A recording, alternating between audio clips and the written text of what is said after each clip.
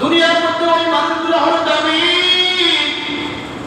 যেই মানুষগুলো হলো বয়স বেশি এবং তারা আমলের লাইনে অনেক আগাম, বয়সও বেশি, আমলের লাইনও আগাম। ওই মানুষগুলো আল্লাহর কাছে দামি। বয়স হয়ে গেছে, আমলও করছি, ওই ব্যক্তির দাম কার কাছে বেশি? বলেন, ওই ব্যক্তি আল্লাহর কাছে সবচেয়ে দামি, উৎকৃষ্ট, ভালো মানুষ। ওই মানুষগুলো আল্লাহর কাছে সবচেয়ে বেশি নিকৃষ্ট। বয়স হয়েছে বেশি, কিন্তু আমল নামার মধ্যে কোনো নেকি না। নাউজুবিল্লাহ, বয়স বেশি হয়েছে 60-70-80 বছর, কিন্তু আমল নামার মধ্যে নামাজের সংখ্যা কম, রোজার সংখ্যা কম, ইস্তেগফারের আমল কম, হালালের সংখ্যা কম।